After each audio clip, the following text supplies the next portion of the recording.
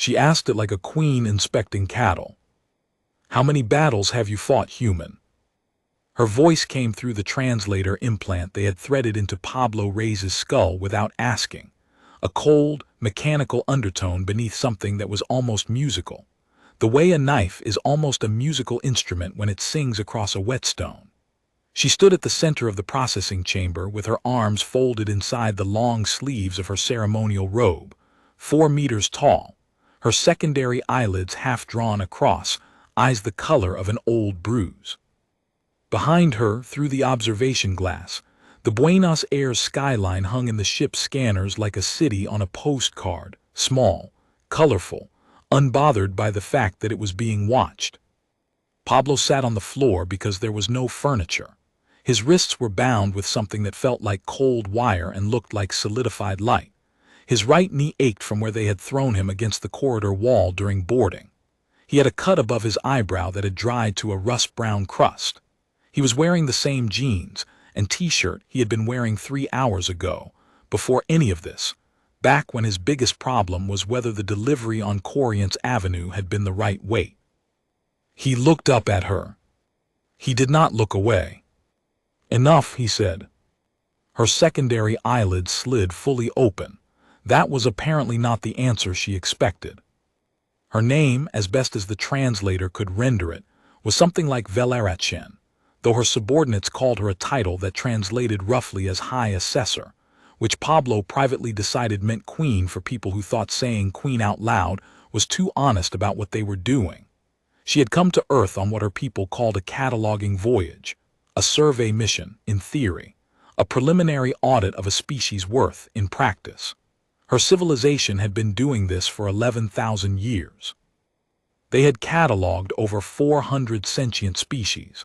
Fewer than 40 had been deemed worthy of non-interference. The rest had been assigned resource status and processed accordingly.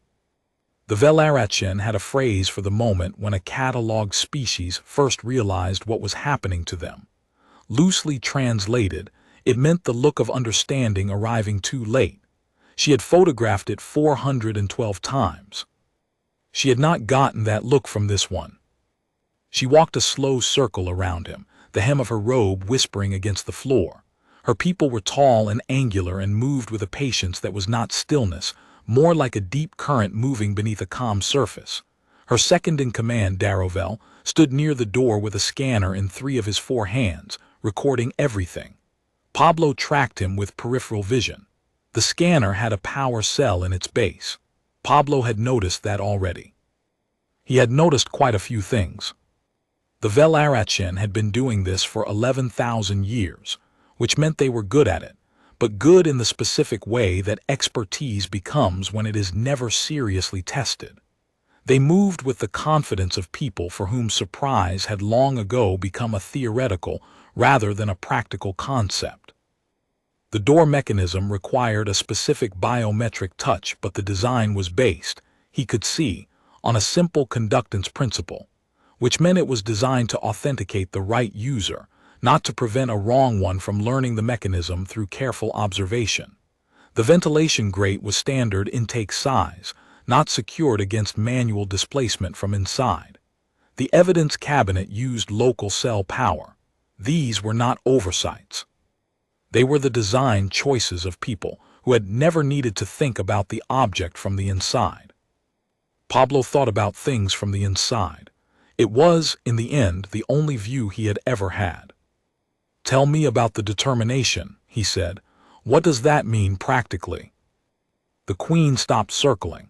She seemed to find the question of practical implementation either too specific or insufficiently fearful to be expected. "Your species is assessed across a matrix of survival indices," she said. "Organizational capacity, technological development relative to environmental exploitation, cooperative stability, species cohesion. Based on those indices, a determination is assigned from the cataloging framework." "And what are the options?" "There are 3. Non-interference, which means your civilization develops under its own trajectory and we maintain observational distance. Resource status, which means your world is incorporated into our collection network. And she paused for a fraction of a second, the tiniest hesitation. Managed contact, a supervised interaction protocol designed for species that are assessed as near threshold but not yet viable for full autonomy. Pablo turned that over. Near threshold, he repeated. Correct. So there's a number, he said, a score, and we're close to it. The framework is more complex than a single score. But we're close to it, he said again, not a question this time. The Queen looked at him with those bruise-colored eyes, and something shifted in them, something very small and very deep. You are, she said, closer than most species at your developmental stage. Pablo nodded once, as if confirming something he had suspected. He filed that away too. You were selected, the Queen said, because you exhibit baseline biological parameters for your species, neurochemically average, physically unremarkable, a representative sample. You grabbed me off a street corner, Pablo said. Yes. In the middle of a transaction. The transaction was irrelevant. The other party might disagree. He shifted his weight. The binding on his wrists bit in, then released slightly as he redistributed the pressure. A small give in the material, maybe thermal, maybe responsive to movement. He filed that away. So what happens now? You are assessed, the Queen said. We record your responses to a battery of stimuli. We measure pain tolerance, cognitive flexibility, cooperative instinct, territorial aggression. We construct a profile of your species from your individual reactions. The process takes 6 cycles. And after that, she stopped circling. She looked down at him with those bruise-colored eyes. There was not contempt in them. Exactly, contempt required a kind of emotional investment she did not seem to extend to him.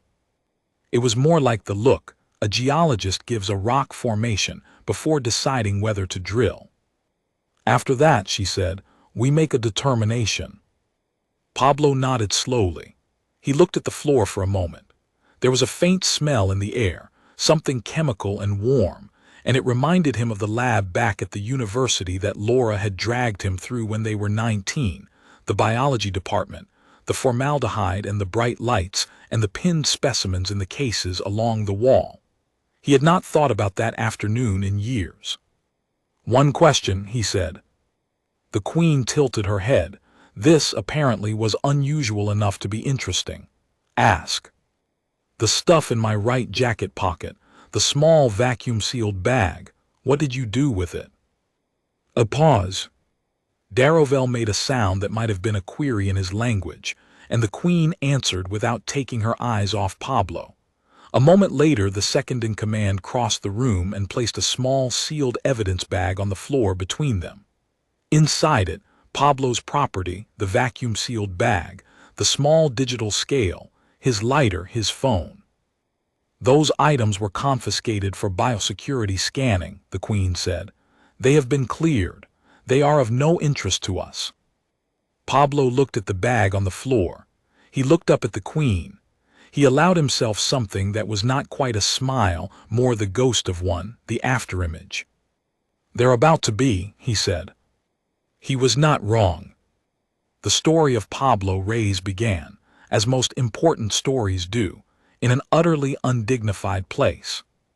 He had grown up in Floresta, in the western part of the city, in an apartment on the 4th floor of a building that smelled of mildew and cooking oil, and the particular damp optimism of too many people living too close together. His father had been a mechanic and his mother a school teacher, and they had loved him with the specific pragmatic love of people who do not have the luxury of being romantic about the future. They had wanted him to study engineering. He had studied engineering for 2 years before concluding, with more self-awareness than he was usually given credit for, that he was constitutionally unsuited to anything requiring patience, sustained attention, or cooperation with institutions. He had, however, retained a very thorough education in how things worked. Mechanical systems, chemical processes, the language of materials under stress. He was 27 years old when the Velarachyn arrived. He was not at the time a heroic figure. He was a man standing on a corner on a Wednesday evening, conducting commerce that was technically illegal but practically unremarkable, waiting for a contact who was 20 minutes late. He had a phone with a cracked screen. He had a leather jacket that had belonged to his uncle. He had a half-eaten media lunas in his pocket, and an argument with his friend Marcelo unresolved from that afternoon. And when the light in the sky became a shape, and the shape became a vessel, and the vessel did something to the air around him that felt like all the sound being surgically removed from the world, his first thought was not fear. His first thought was, that's going to cost me this whole deal. He was angry about that still, when they pulled him aboard. Laura Vasquez found out about it from Marcelo, who found out about it from a street vendor 2 blocks from the scene who had filmed the whole thing on his phone and posted it immediately, with the caption in Spanish. They took the drug dealer, which meant the aliens had taste. Marcelo was not, by any objective measure, someone you would send to negotiate with an extraterrestrial intelligence. He was a 26-year-old graphic designer who lived in Palermo, kept a bicycle he never rode in his hallway, and approached most of life's challenges by talking loudly and hoping that confidence filled the gaps where competence wasn't. He had been Pablo's friend since they were 12 years old and had never once managed to be helpful at exactly the right moment. He had a gift, instead, for being accidentally present at critical junctures, which was a different thing entirely, and which would turn out to matter enormously. Laura was different. Laura had finished the engineering degree that Pablo had abandoned. She had then done a postgraduate in materials science, then 3 years in an aerospace research lab, then quit because the lab had been contracted to a defense consortium, and she had opinions about that. She was 30 years old, 5'4", and had been told since childhood that she was too intense, which she had long since decided to interpret as a compliment. When Marcelo sent her the video, she watched it twice. She called Marcelo back and said, "I need you to drive." "Drive where?" "To where the ship is. It landed on the river, I think. Look at the background of the footage, that's the Costanera. It's probably still there. They don't have a reason to move yet." "Laura, it's an alien spaceship." "I know what it is. We can't just drive to it. We can drive toward it and see what happens. Are you coming or not?" A pause. "I'm coming," Marcelo said. He sounded resigned, which was his natural sound. "Obviously I'm coming. This is always how it goes." Inside the ship, Pablo Reyes was taking inventory.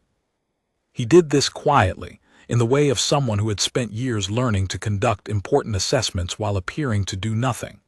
He sat on the floor of the processing chamber and cataloged the door mechanism, which required a touch seal from one of the aliens' hands to open and showed no visible manual override.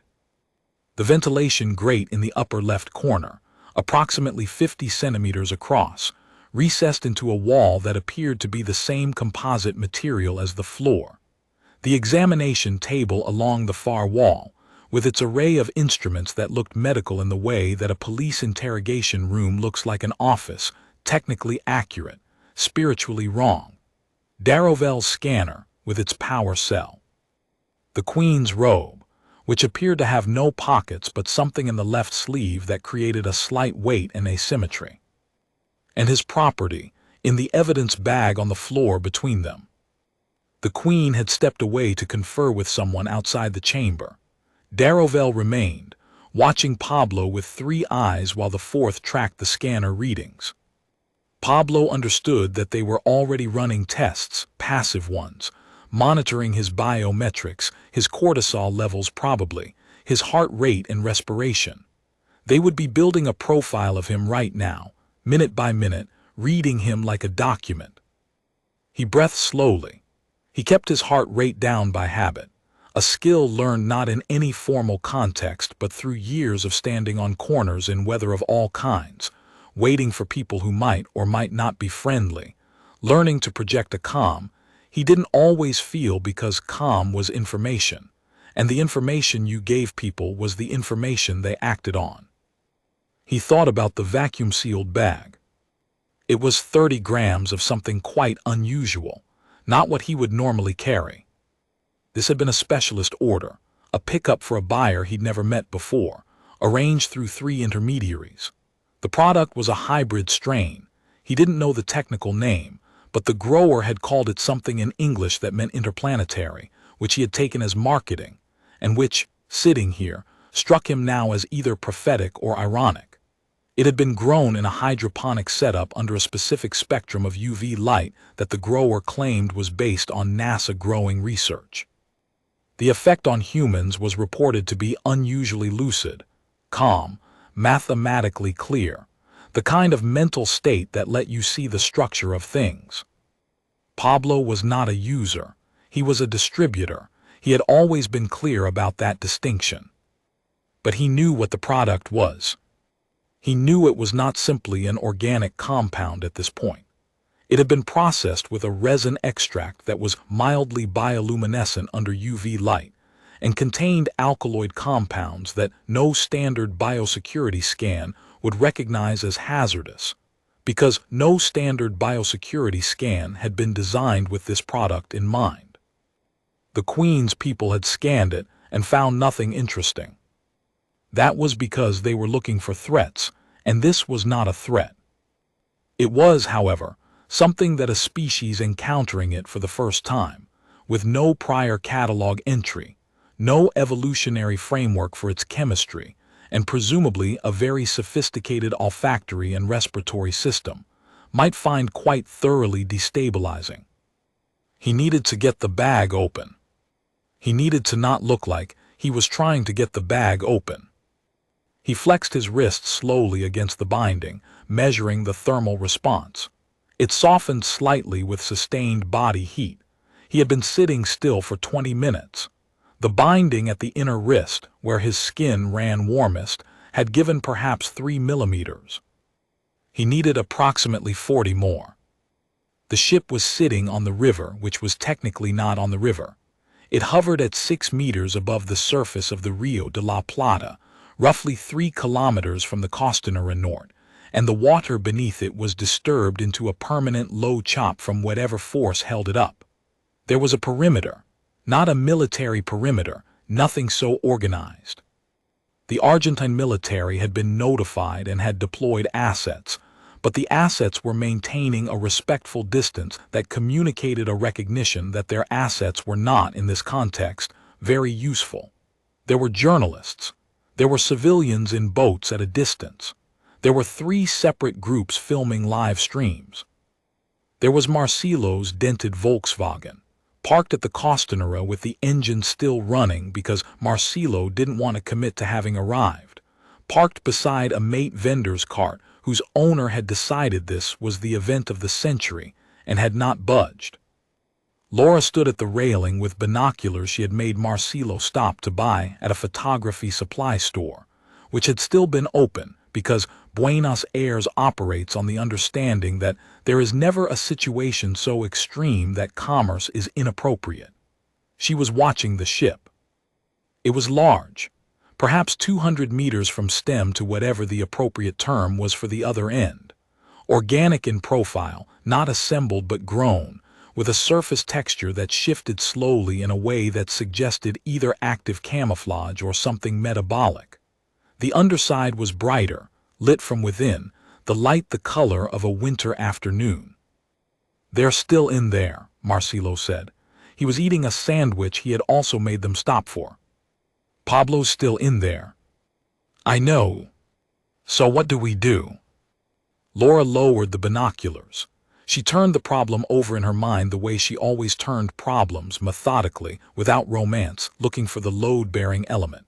An alien vessel, a human captive, a perimeter maintained by an adversary that had no treaty obligations, no established diplomatic channel, and apparently complete air superiority. The adversary had not communicated with anyone on the ground. They had not issued demands. They had simply taken a person, and were presumably doing whatever they intended to do.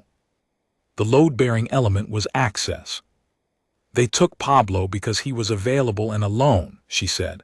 They want a baseline human. They're sampling. Okay. They'll want to verify their data. Okay. Which means at some point they'll need another human, or they'll need to test Pablo against other humans to establish variants. She turned to Marcelo. They're scientists.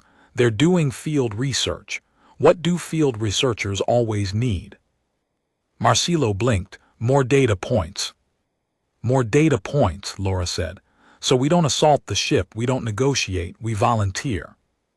A very long pause. I need you to explain that in more words, Marcelo said. The binding had given 6 millimeters, then 8, then in one long, careful, sustained pressure, nearly a centimeter. Darovel had set down his scanner and was doing something with a console on the far wall. His back was 3/4 turned. The scanner was on the floor, its power cell facing up.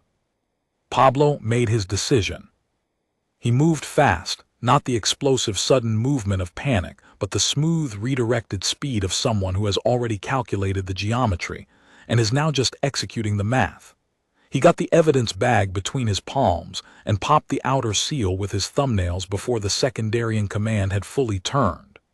The vacuum seal on the inner bag was one clean pull. He shook it once hard, in the direction of the ventilation grate. The smell hit the room like a color. Pablo put his face inside his jacket collar and breathed through the leather. Darovel turned.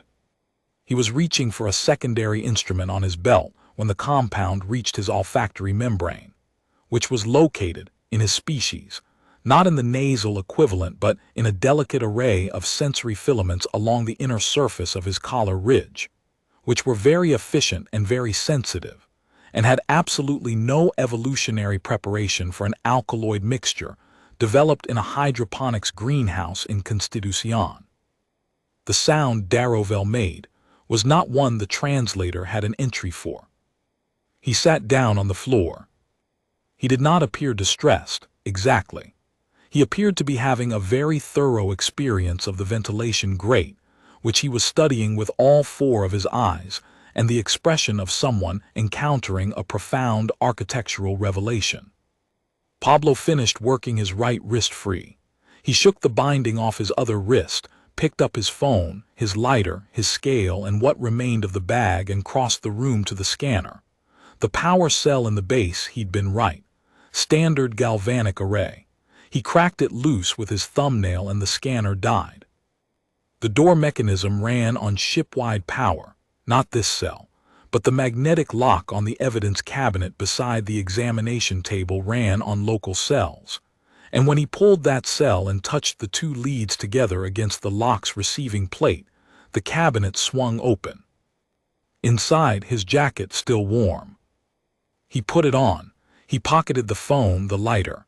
He walked to the door and stood beside it and waited. The Queen stood in the corridor outside the processing chamber for a longer moment than she would later admit to in the official record. The official record of a cataloging voyage was a document of extraordinary precision. It noted the atmospheric composition of target worlds down to parts per billion.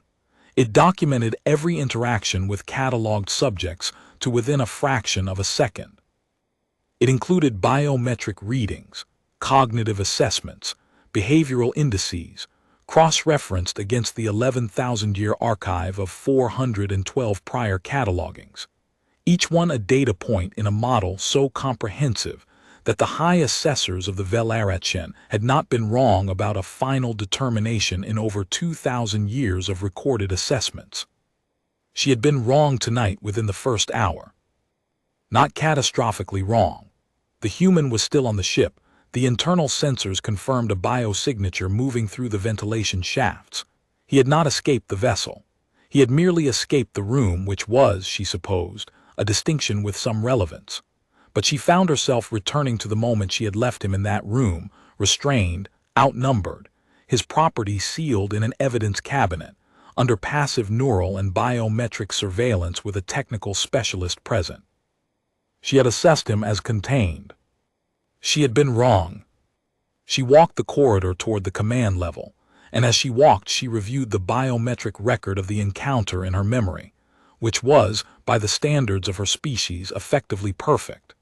She had species memory that supplemented individual recall, 11,000 years of cataloged behavioral data, every pattern, every response, every category of sentient action under duress. She reviewed what the record showed. His cortisol had elevated during boarding. Naturally, the body's chemistry responding to threat, but it had plateaued within 4 minutes rather than continuing to rise. That was unusual. Fear responses in cataloged sentience typically escalated through initial captivity, peaking somewhere in the first 30 minutes, then declining into resignation or the particular flat affect of species that had given up. His response had plateaued and then begun a slow decline. Not resignation, something that looked in the retrospective data like the settling of attention, like a person adjusting to a new environment rather than reacting to a threatening one. She had cataloged 412 species.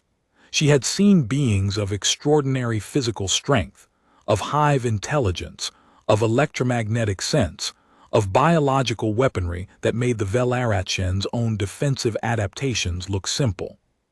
She had not, in 412 catalogings, ever lost a subject from a secured processing chamber. She had not, before tonight, ever had cause to wonder if she had built her assessment framework on incomplete premises. She walked, she thought. In the ventilation above her, the biosignature moved steadily northward. Laura's plan worked for precisely as long as plans ever work, which is to say it worked right up until the moment it didn't, and then it worked anyway, just differently. She had approached the ship's secondary access point, a lower panel she had identified from the Costanera footage as having cycled open twice in the past hour, and stood in plain sight with her hands raised and waited. Marcelo had been instructed to wait by the car. He had, predictably, not waited. He had followed her at a distance, carrying his phone and filming, which she supposed was something. The panel opened. The entity that appeared in it was a junior crew member. She would learn later that his rank translated roughly as technical cataloger 3rd class, and he looked at her with the focused attention of someone presented with an unexpected data point. She had, at this point, perhaps 4 seconds before whatever he was going to do happened. She said, in the clearest Spanish she could manage, knowing the translation technology in his collar would handle it, "I am a scientist. I have information about the individual you took. I am offering a voluntary exchange of data. I request to speak to whoever is in charge." The technical cataloger 3rd class looked at her. He looked at his instrument panel. He looked back at her. He stepped back from the doorway. She had been hoping for that and also terrified of it. She climbed in. The Queen had not returned to the processing chamber. She had gone to the command level to review the early biometric data, which was interesting in several ways she had not anticipated. The human's cortisol levels had barely spiked during boarding. His cognitive engagement readings, measured by a passive neural scan embedded in the room's walls, had been continuous and organized rather than fear-spiked and chaotic. The processing chamber's ambient monitors showed he had been conducting a systematic visual assessment of the room since approximately 90 seconds after arriving, working counterclockwise, pausing at the scanner, the door mechanism, and the ventilation. He had been planning. She was still processing this when her second-in-command's emergency biometric alert fired. She was back at the processing chamber in 40 seconds. The door was locked from the inside. The lock had been engaged using the door's emergency seal, a function designed to protect occupants from exterior threats, and therefore operable from inside with only a basic understanding of the mechanism, and the human had clearly developed a basic understanding of the mechanism. She pressed the override. The door opened. The room was empty. Darovel was sitting cross-legged in the center of the floor, staring at the ventilation grate with an expression she had never seen on any member of her species. The evidence bag was open. The scanner was dead. The cabinet was open. The human's jacket was gone. She stood in the doorway for a long moment. She experienced something she very rarely experienced, the specific cognitive disorientation of a model being revised in real time against incoming data. Her catalog of 400 species had provided her a comprehensive framework for what captive sentients did. They panicked. They pled. They became still with shock. Occasionally they fought, a brief, exhausting, futile fight, the kind that ends in seconds. They did not plan. They did not escape. They did not incapacitate a technical specialist, using what the biosecurity scan had dismissed as a botanical sample. They did not do this. She said to the empty room, "Where is the human?" The ventilation grate offered no reply. Pablo had been in the ventilation shaft for approximately 4 minutes when he heard footsteps bipedal, heavier than his in the corridor below. He froze, not the freeze of panic, the freeze of listening. 2 sets, moving with purpose, not with urgency. Not searching then, traveling somewhere with a destination.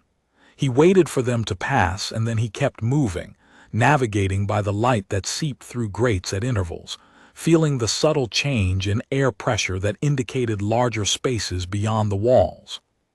He had always been good at this. As a child he had known every shortcut in his building, every gap in every fence in Florsta, every route in and out of every space he occupied. His mother had called it restlessness. His teachers had called it a problem with authority. He had always thought of it simply as knowing where the exits were, a preference he'd had for as long as he could remember, without being able to articulate why, the way some people prefer aisle seats. The shaft branched. He took the branch with slightly higher air pressure, reasoning it led toward an exterior vent or a larger interior space. He came out through a grate into what appeared to be a staging bay, a large open space with equipment along the walls and, crucially, a panel of windows looking out over the river, over the dark water and the lights of the city beyond. Buenos Aires. His city, hanging in the night like a lit circuit board, doing what it always did, which was to go on existing with intense determined vitality in the face of whatever came. He sat on the floor of the staging bay, put his back to the wall and pulled out his phone. 2 bars. Whatever the ship was made of, it was not completely opaque to signal. He texted Laura, "I am on the ship, staging area, lot of windows facing the city, are you around?" He sat back, he looked out at the lights. He thought about the Queen's question, "How many battles have you fought?" and thought about what an honest answer would have looked like. He had never been in a war. He had never been in a military engagement of any kind. He had been in 3 fights in secondary school, 1 argument with a landlord that had escalated badly, approximately 1,000 tense transactions that could have gone wrong and hadn't. He had not been tested in any way that the Queen's civilization would have recognized or counted. But he had grown up in a city that never stopped teaching him things, in a country that had spent its whole existence learning how to absorb impact and keep moving, in a neighborhood where being smart and being calm, and knowing how to read a situation, was the difference between a good day and a very bad one. He had never been in the kind of battle she was asking about. He had never done anything else. His phone buzzed. "Laura, she's not going to believe this, but I am also on the ship."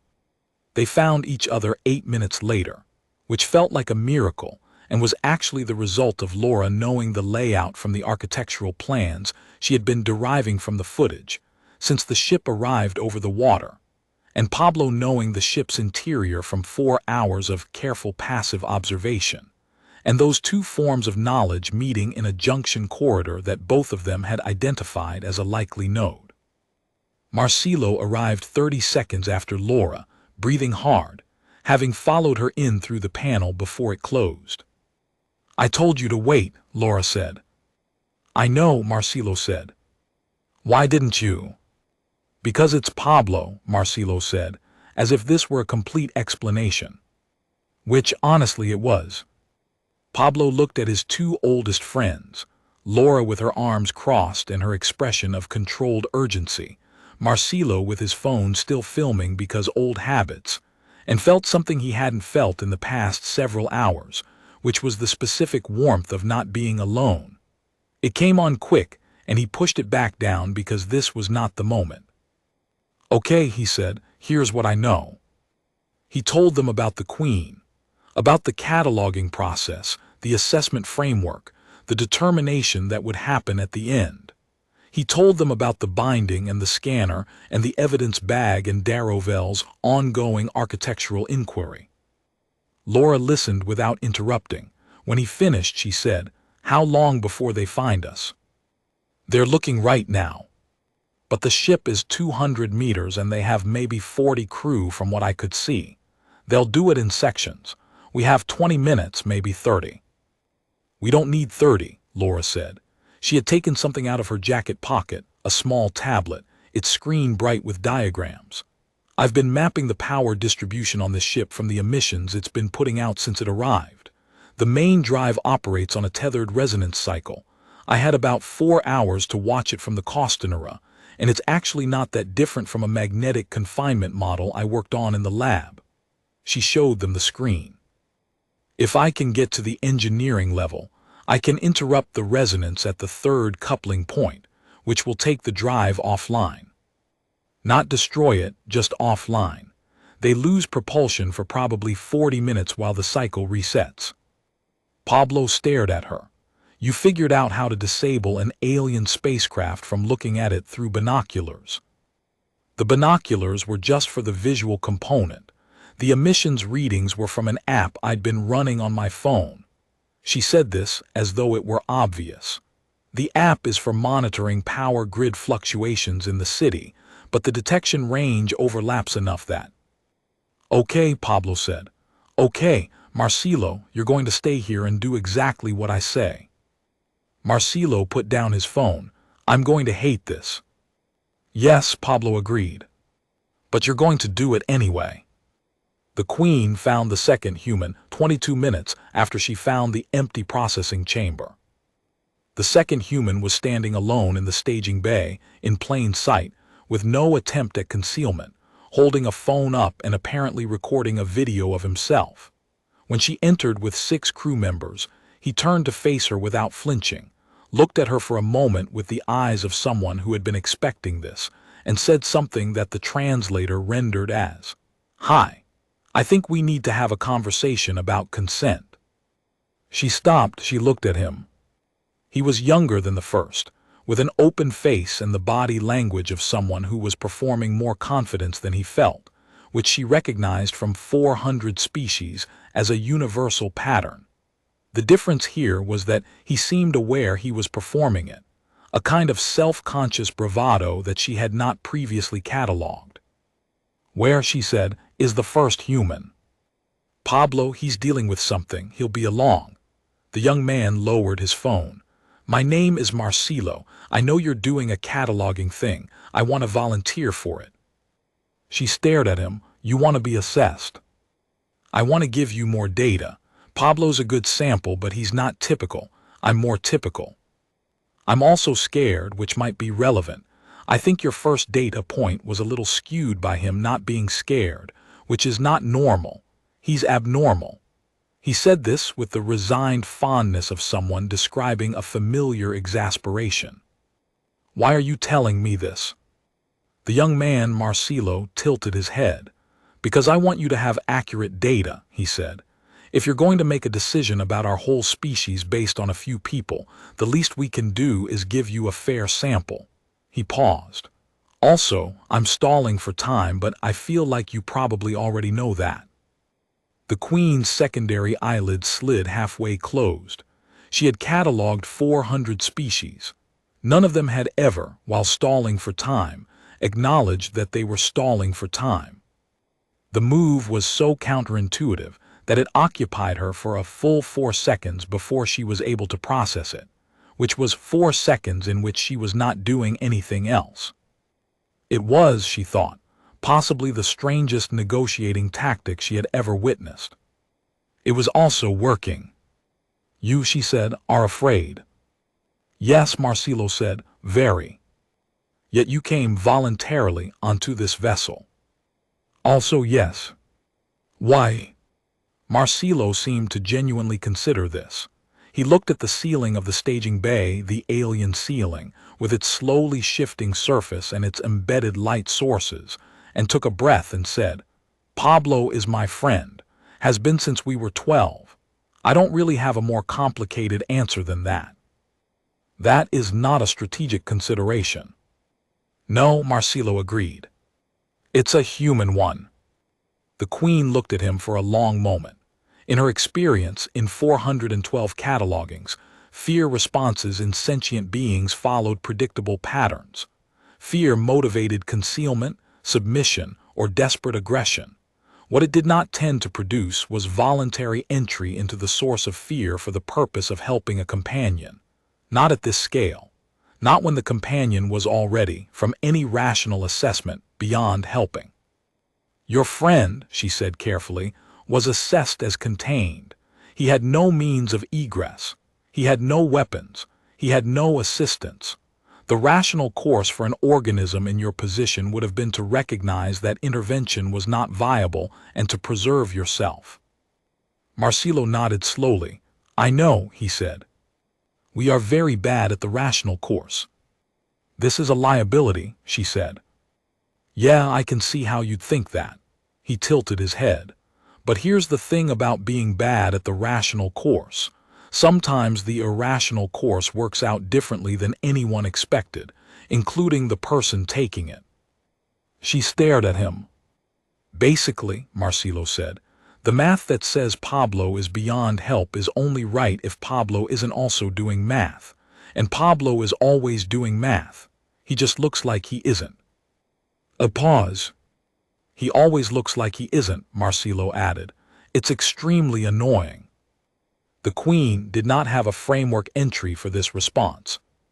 She found that she was maintaining this conversation longer than any tactical purpose required, which was a thing that had not happened in 11,000 years of cataloging, and she was aware of this fact, and she was also aware that she did not yet want to stop. Laura reached the engineering level at minute 17. The coupling points were where she had calculated them to be, which was not luck. It was that the engineering logic of a resonance tether was not infinitely variable. There were a limited number of geometrically stable configurations, and she had narrowed it to 3 possible locations, and then eliminated 2 of them by watching how the vibration patterns moved through the hull. The third coupling point was behind a maintenance panel that required no special code, only the kind of forceful persuasion a 30-year-old woman with materials science training and a great deal of focused anger could provide with a piece of conduit she had picked up in the staging bay. She worked in silence. She worked fast. She worked with the particular quality of concentration that descends on engineers in the moments when the math stops being abstract and becomes physical, becomes a thing with weight and heat and resistance, a thing you can hurt your hands on if you're not careful and brilliant if you are. Pablo appeared at the maintenance door at minute 23.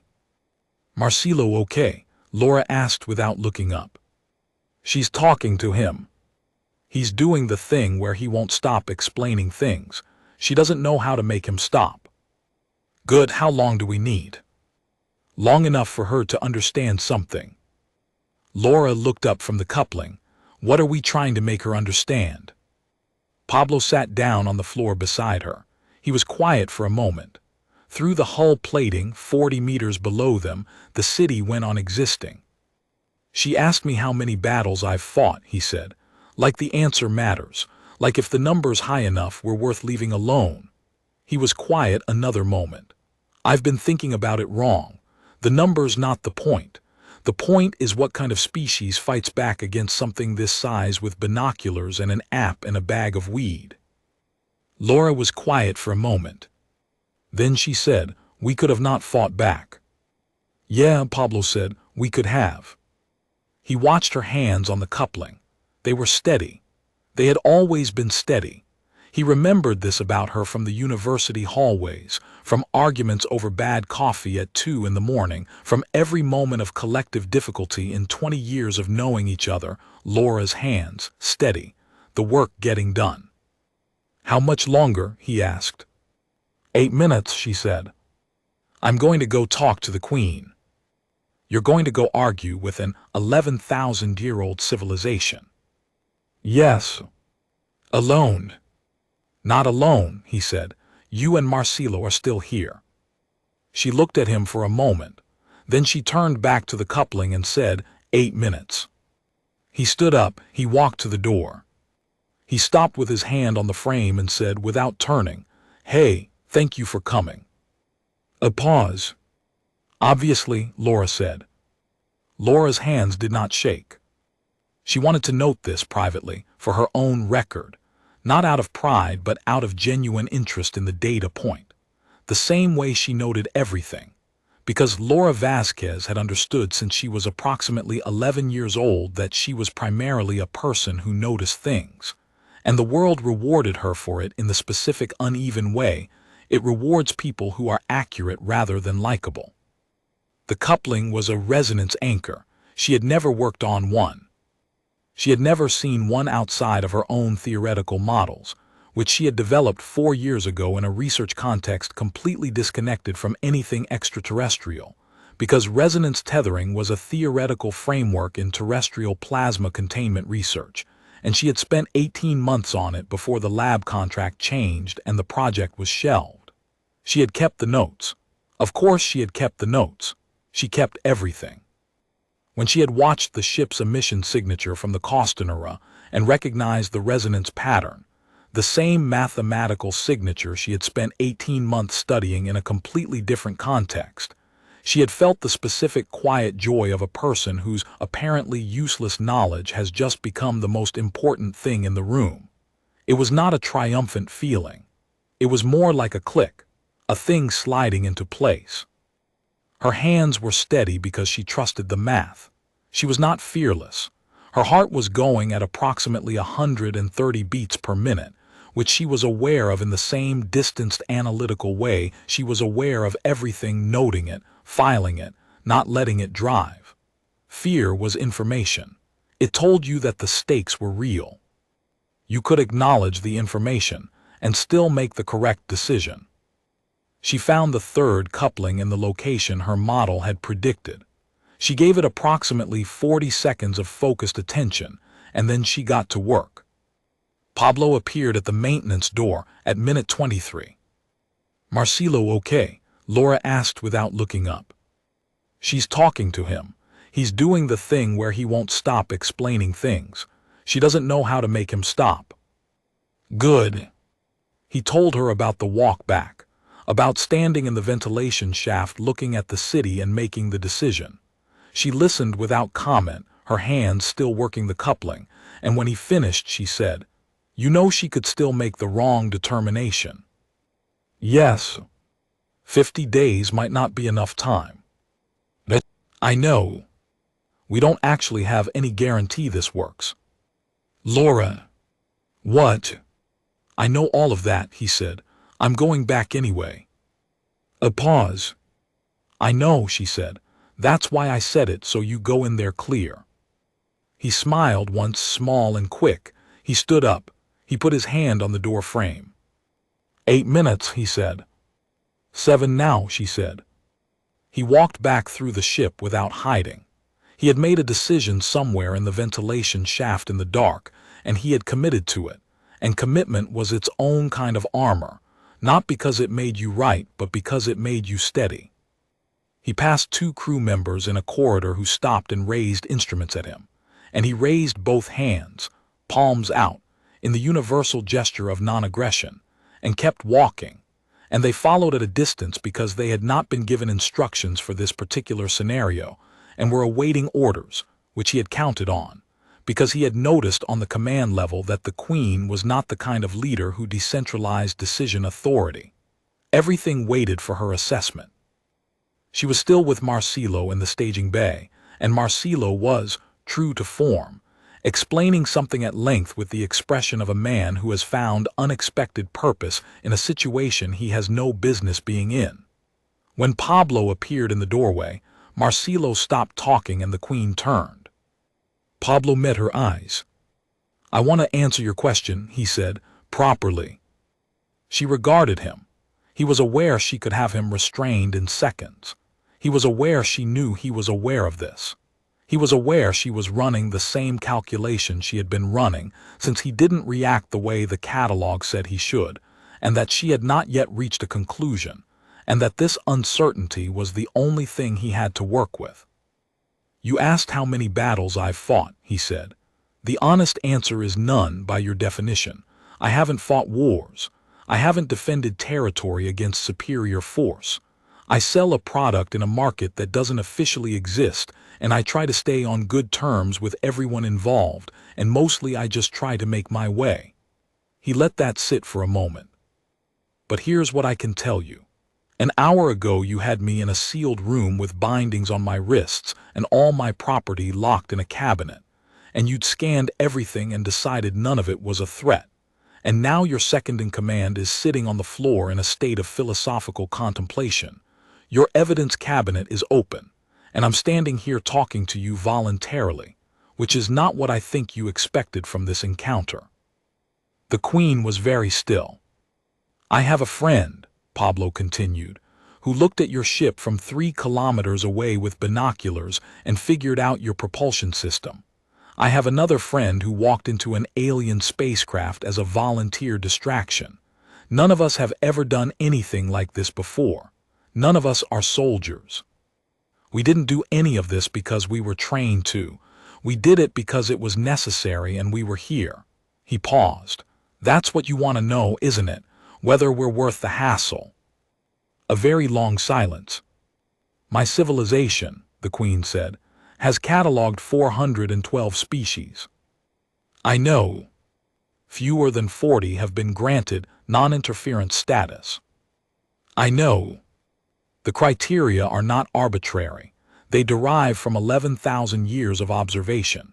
Species that survive contact with advanced civilizations have specific common characteristics: organized resistance, unified decision-making, a central authority capable of conducting diplomacy at the state level." She looked at him. "You have none of these. You are divided into nearly 200 separate political units. You have not unified your species. You are conducting, at this moment, active warfare against members of your own kind in 14 separate locations. You meet none of the criteria." Pablo nodded. "That's true," he said. "Then make your argument." He looked at her for a moment. He looked at Marcelo, who was very carefully not reacting to anything. He thought about Laura, 8 levels down, her hands steady on an alien coupling mechanism. "We don't have unified decision-making," he said. "We also didn't wait for it. 3 people who weren't asked, without coordination, without equipment, without any preparation, got onto your ship and disabled your drive because someone we knew got taken. That's not organized. It's also not nothing." He spread his hands. "You want to know what we'll do when something overwhelming comes for us. I can't tell you what 200 governments will do. I can tell you what we did tonight individually without anyone telling us to. We showed up. We figured it out as we went. We didn't stop." He met her eyes. "That's the answer to your question," he said. "That's how many battles we've fought, every single one we had to." The drive went offline at minute 31. The ship did not fall. It had independent lift systems separate from the main drive. But every display in the command level went dark, and the subtle vibration that ran through the hull 24 hours a day simply stopped, replaced by a silence that was almost physical. The Queen stood very still in the staging bay. Pablo stood across from her. Marcelo, very quietly, had backed himself to the wall and was breathing through his nose. The Queen said, "Your companion." "Yes." She found the 3rd coupling point. "She's good at that kind of thing." The Queen's secondary eyelids moved slowly. In her species, This was a gesture that had no equivalent in human expression, something between deep consideration and a reassessment of position, a visible sign of a model being revised. "The drive will reset in 40 minutes, she said. "I know. After which, we have the capacity to resume operations." "I know that too." "This was not a sufficient demonstration of force to compel us to leave," she said. "You understand that?" "It wasn't meant to be a demonstration of force," Pablo said. "It was meant to be a demonstration of something else." Another long silence.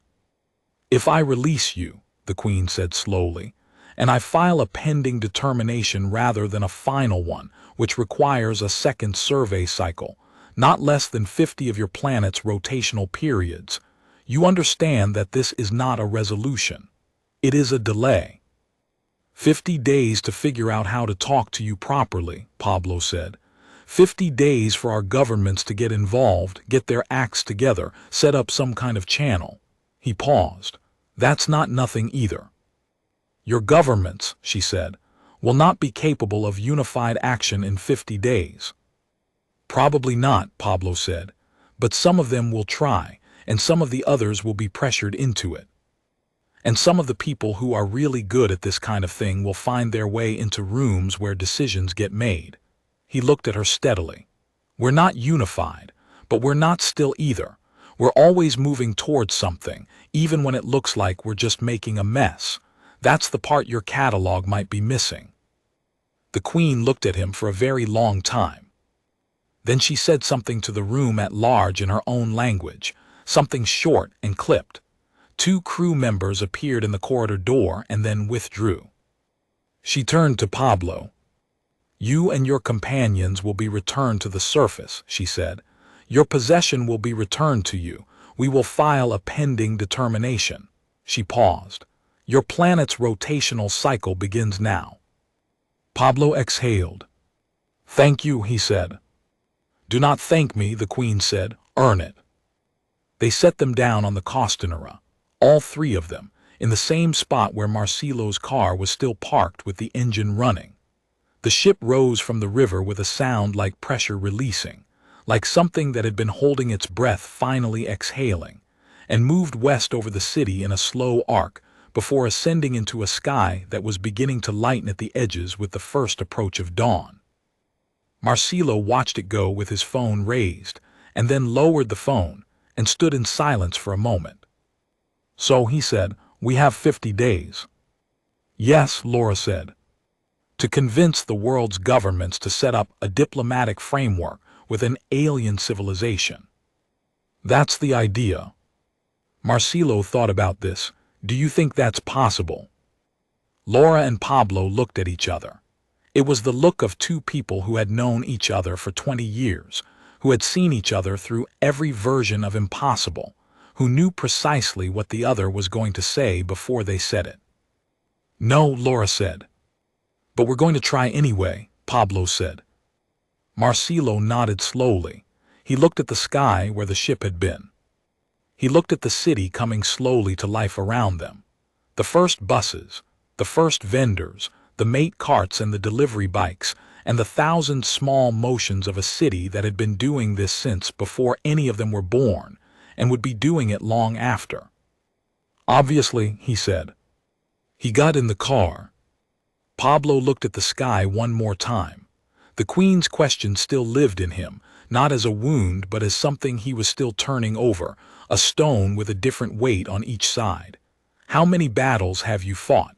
As if the number was what mattered, as if the count was the point. He thought about every corner he'd stood on in every weather, every conversation that could have gone wrong and hadn't, every door he had found when the obvious exits were closed. He thought about Laura at a coupling point 40 meters below an alien hull, her hands steady, doing math that had never been done before on a system she had never seen before with tools she had improvised on the way. He thought about Marcelo walking voluntarily into an alien staging bay and saying, with total sincerity, "I feel like you probably already know that." He thought about the Queen, standing in the empty processing chamber, looking at the open evidence cabinet and the vacant floor. How many battles? He got in the car. The city swallowed them, the way cities do, the way Buenos Aires always had, loud and immediate and indifferent to history, already busy with the next thing, always the next thing. The sun came up over the Rio de la Plata and turned the water the color of old copper, and somewhere high above the brightening sky, a ship bearing a catalogue of 412 species was adding an annotation to an entry it had not yet decided how to close. The annotation read, in a language no human had yet learned to read. Pending determination. Subjects demonstrated capacity for adaptive problem-solving, cooperative improvisation, and strategic self-representation under conditions of extreme disadvantage.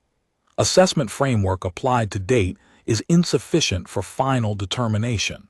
Recommend extended observation period. And then, added in the Queen's own notation style, smaller, beneath the formal text, in a subfield that was technically for administrative use. Do not underestimate the one they left in the car.